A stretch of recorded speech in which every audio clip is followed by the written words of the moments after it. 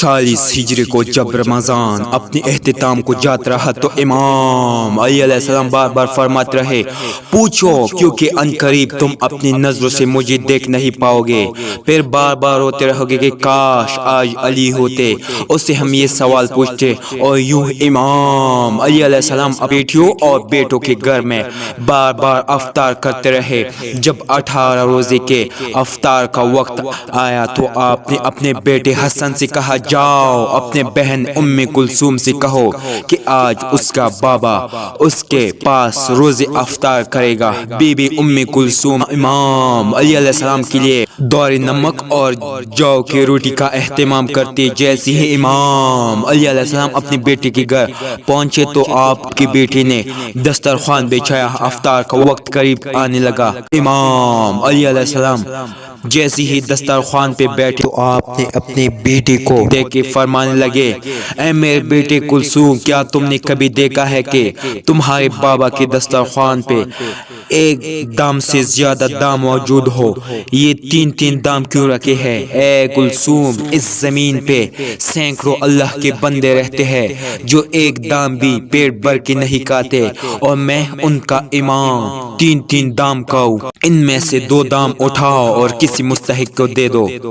Be be ام کلثوم نے یہ چاہا کہ میں دودھ کو امام علی علیہ السلام کے لیے رکھوں اور نمک کو اٹھا لوں۔ جیسے ہی بی بی نے ہاتھ قریب کیا، امام علی علیہ السلام فرمانے لگے، اے کلثوم، یہ دودھ پڑوس کے یتیم کے لیے رکھ دینا۔ امام علی علیہ السلام نے نمک سے روزہ افطار کیا اور پھر اللہ کی عبادت میں مشغول ہو گئے۔ اللہ کی عبادت بھی کرتے رہے، بار بار آسمان کی طرف یہ فرماتے رہے کہ آ گئی وہ رات جس کا اس علی سے وعدہ ہوا تھا۔ بس جیسی ہی فجر کا وقت قریب آنے لگا تو آپ نے روزے کی نیت کی، امامہ سر پہ رکھا، ابا دوش پیلی اور ان نالین کو اپنے قدموں میں پایا جو جگہ جگہ سے سی ہوئی تھی۔ آپ مسجد کوفہ کی طرف روانہ ہو گئے۔ آپ کے گھر میں جتنے پرندے موجود تھے وہ آپ کے قدموں میں لپیٹ گئے اور اپنی اپنی زبان میں کہنے لگے، اے مولا ترا، رک جاؤ۔ تو امام علی علیہ السلام اپنے وعدے کو نبھانے کے لیے مسجد کی طرف روانہ ہوئے۔ 19 رمضان کی رات جیسے ہی مسجد کوفہ میں پہنچے تو جو انسان مسجد میں سوئے ہوئے تھے ان کو آپ نے جگایا۔ ان میں آپ کا قاتل عبد الرحمن ابن ملجم بھی تھا۔ اس نے جیسے ہی امام علی علیہ السلام کو دیکھا تو امام علی علیہ السلام نے فرمایا، فجر کے وقت اللہ کے گھر میں سونا اللہ کو پسند نہیں، اٹھو اور اپنے فعل کو انجام دو۔ یہ کہہ کے آپ محراب کی طرف روانہ ہو گئے اور اذان دینے لگے۔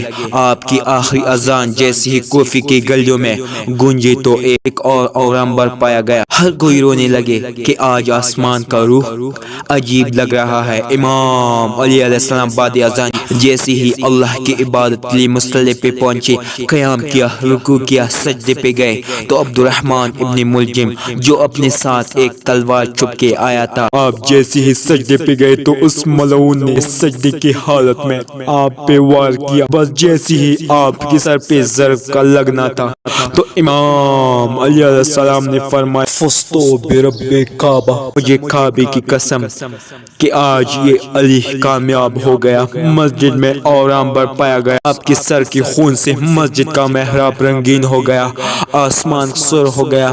نمازی سب سر پیٹنے لگے۔ اتنی دیر میں چاہنے والوں نے آپ کے قاتل کو پکڑا اور آپ کی طرف لے کے آئے، اور کوئی آپ کو زخمی دے کے شہد کا شربت لے کے آیا۔ تو امام علی علیہ السلام نے جیسے اپنے قاتل کو دیکھا کہ اس کے چہرے پہ موت کا ڈر ہے تو چاہنے والا شہد کا شربت لے کے آیا تھا۔ امام علی علیہ السلام نے اس چاہنے والے سے کہا، اے مجھ سے پیار کرنے والے، یہ شربت میرے قاتل کو پلا، کیونکہ اس کے چہرے کا ڈر یہ بتاتا ہے کہ اس شربت کی مجھ سے زیادہ اس کو ضرورت ہے۔ اور سختی سے فرمانے لگے، کوئی بھی میرے قاتل کے ساتھ بدسلوکی نہ کرے۔ اگر میں اس ضرب کی وجہ سے شہید ہو جاؤں تو اس کو بھی صرف ایک ہی ضرب لگانا، اگر ایک ضرب سے یہ بچ جائے تو اس کو آزاد کرنا، اگر اس ایک ضرب سے یہ مر جائے تو میرے قاتل کی جسم کی بے حرمتی نہ کرنا، اس کی غسل اور کفن کا اہتمام کرنا، اس کے جسم کے حصے نہ کاٹنا، کیونکہ میں نے اللہ کے رسول سے سنا کہ اللہ ایسے انسان پہ لعنت کرتا ہے جو مری ہوئے انسان کے جسم کے حصے کاٹ کر اس کے توہین کرتے ہیں۔ پھر آپ فرمانے لگے، حسن آؤ نماز پڑھاؤ۔ امام حسن علیہ السلام نے نماز فجر پڑھائی اور پھر امام علی علیہ السلام کو اپنے گھر کی طرف لے کے جانے لگے۔ امام علی علیہ السلام کے مقدس خون سے آپ کی سفید داڑھی سرخ ہو چکی تھی، زہر میں ڈوبی ہوئی تلوار کا زہر آپ کے جسم میں پھیلنے لگا تھا۔ امام علی علیہ السلام جیسے ہی اپنی چاہنے والوں کے ساتھ اپنے گھر کے قریب پہنچے تو آپ نے فرمایا، عباس، حسن اور حسین، میرے چاہنے والوں کو کہو کہ یہی سے واپس چلے جائے، کیونکہ میرے ضربی کی خبر میرے گھر پہلے پہنچ چکی ہے۔ میں نہیں چاہتا کہ میرے بیٹیوں کے رونے کی آواز میرے چاہنے والوں کے کانوں تک پہنچے۔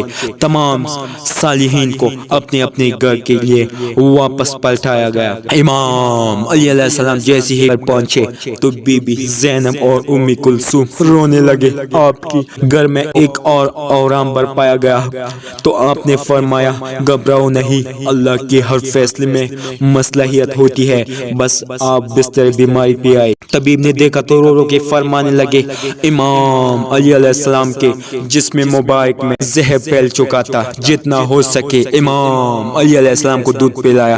یہ بات جیسی کوفی کے گلیوں تک پہنچی تو ننھے ننھے یتیم بچے اپنے ہاتھ میں دودھ لے امام علی علیہ السلام کے دروازے تک پہنچے اور کہنے لگے، یا حسن یا حسین، ہمارے امام کو ہمارے حصے کا دودھ پلائے، ہم ایک مرتبہ یتیم ہو چکے ہیں، دوسری مرتبہ نہیں ہونا چاہتے۔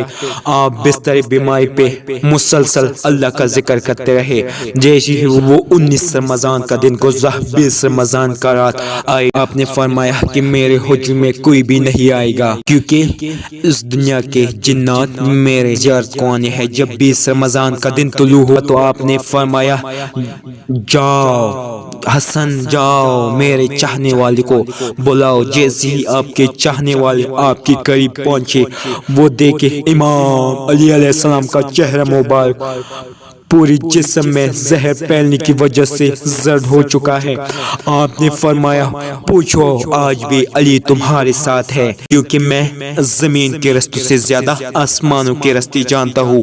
پوچھ لو، کیونکہ جب تم اپنے آنکھوں سے مجھ نہیں دیکھ پاؤ گے تو بار بار پچھتاؤ گے کہ کاش کچھ اور پوچھ لیتے۔ آپ کے عقیدت مند ہزاروں قطار رونے لگے۔ کسی نے آپ سے سوال کیا، کسی نے آپ سے جواب کیا، وہی صرف آپ کی زیارت کرتا رہا۔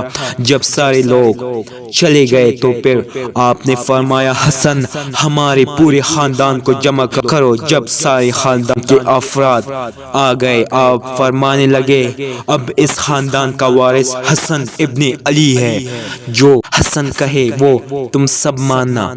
امام حسن علیہ السلام سے فرمایا، اے میرے بیٹے حسن، اپنے نانا کی صلاح حدیبیت کو قائم رکھنا، یاد رکھنا، جہاں تک ہو سکے انسانوں میں امن و محبت کا خیال رکھنا تاکہ انسانوں کا خون نہ بہے۔ پھر آپ نے فرمایا، حسن اور حسین، میرے شہادت کے بعد میرے جنازے کے میری قبر کے کسی کو خبر تک نہ دینا، میرا جنازہ اونٹنے پہ رکھ دینا، پیچھے سے حسن و حسین تم اٹھانا، آگے سے جبرائیل و میکائیل اٹھائیں گے، کیونکہ مجھے پتا ہے کہ اللہ کی دین کی دشمن میرے شہادت کے بعد چاہیں گے کہ اس علی کی قبر کو کود کر علی کے جنازے کے توہین کرے۔ میری قبر پہلے سے بنی ہوگی، جہاں وہ اونٹ پیروں کے وہاں مجھے تدفین کر دینا۔ یہ بات کسی کو نہ بتانا تب تک جب تک اللہ خود ظاہر نہ کرے۔ پھر آپ نے اپنے بیٹے عباس کو بلایا اور فرمانے لگے، اے عباس، میں نے تمہیں اللہ سے کربلا کے لیے مانگا ہے، کہ حسین کا محافظ ہے، جو حسین کہے وہ تمہیں کرنا ہے۔ اور پھر اپنے بیٹے حسین کو بلایا اور فرمانے لگے حسین تمہاری شہادت کی خبر تمہارے نانا نے تمہاری پیدائش کی وقت سنا دی تھی۔ حسین تمہیں 3 دن کا بھوکا پیاسا رکھ کے قتل کیا جائے گا، تمہارے بچوں کو بھائیوں کو ساتھیوں کو تمہارے سامنے ہی مارا جائے گا۔ حسین تمہارے لاش پہ گھوڑے دوڑائے جائیں گے، تمہاری شہادت کے بعد میرے بیٹوں کو تمہاری بہنوں کو ہمارے گھر کی عورتوں کو فی اور شام میں لایا جائے گا، ان کو پتھر مارے جائیں گے۔ حسین جب تمہارا آخری وقت ہو الوداع کہنے بی بی کے خیمے میں آؤ تو اپنی بہنوں کے بازو چوم کے یہ کہنا کہ بابا نے کہا تھا اسلام کے لیے ہر غم سہنا ہے، اسلام کے پرچم کو ہمیشہ بلند رکھنا ہے، ہر موڑ پہ اللہ کے رسول کے نبوت کی گواہی دینا ہے۔ بس اتنی دیر میں آپ فرمانے لگے سلام ہو یا رسول۔